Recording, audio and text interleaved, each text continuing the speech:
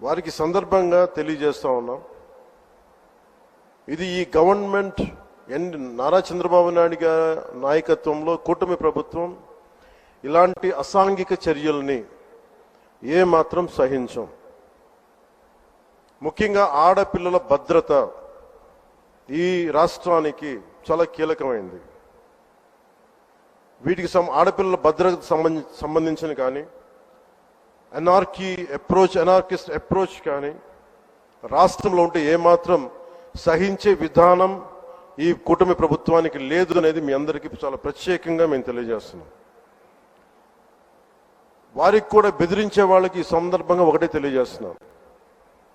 గొంతుకులు కోస్తాం, కుత్తుకలు కోస్తాం, ఇలాంటి నినాదాలకి భయపడే వాళ్ళం ఎవరూ లేము ఇక్కడ. అలాంటివన్నీ చూసే మిమ్మల్ని మీలాంటి వాళ్ళని ఎదుర్కొని ఇక్కడ దాకా వచ్చాం. ఇలాంటి పిచ్చి బెదిరింపులు కానీ పనికి మాలిన బెదిరింపులు కానీ దయచేసి చేయకండి. తాటాక చప్పులకి ఇక్కడ ఎవరు భయపడేవారు లేరు. ఇంకా సంస్కారం ఉంది కాబట్టి, మాట మీద గౌరవం ఉంది కాబట్టి ఇంకా చాలా పద్ధతిగా మాట్లాడుతున్నాం.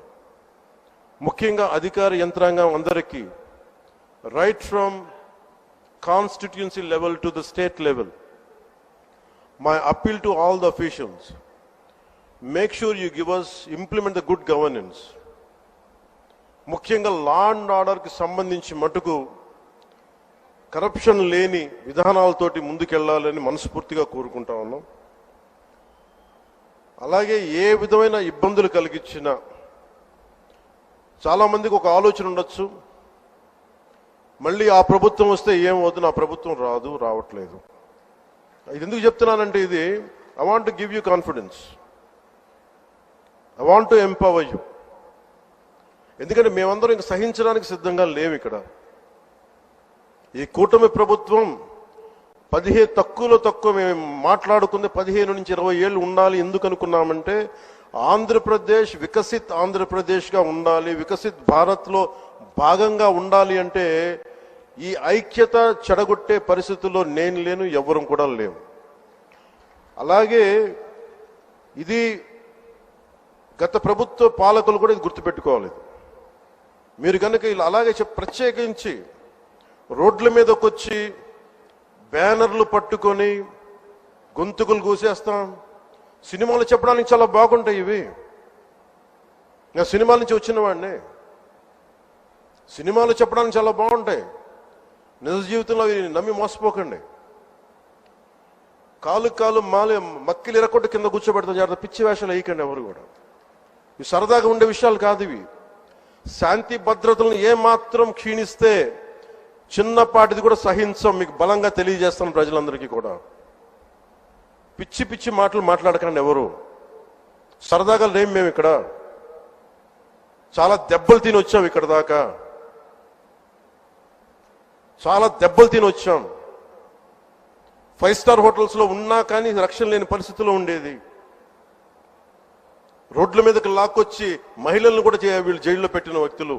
అవన్నీ తట్టుకొని నిలబడ్డామంటే ఇంకా మేము సంస్కారంగా ఉండాలి. With the constitutional guide lines, with in the frame work of law ఉండాలి. కాబట్టి చాలా పద్ధతిగా మాట్లాడుతున్నాం. అనవసరంగా రెచ్చగొట్టకండి ఇవన్నీ ఇలాంటి మాట్లాడి. నిన్న తమిళనాడు సభలో కూడా చెప్పాను.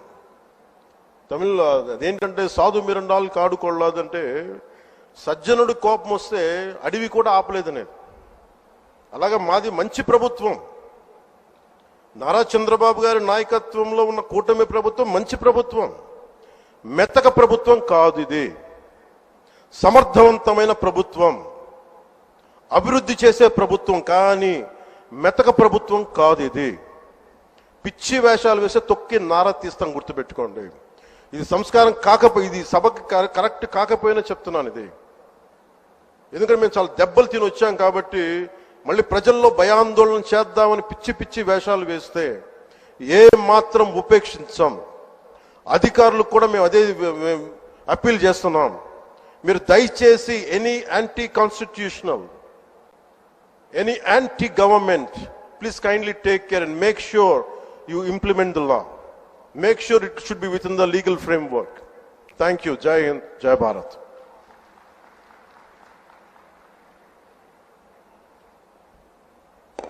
ధన్యవాదాలు సార్.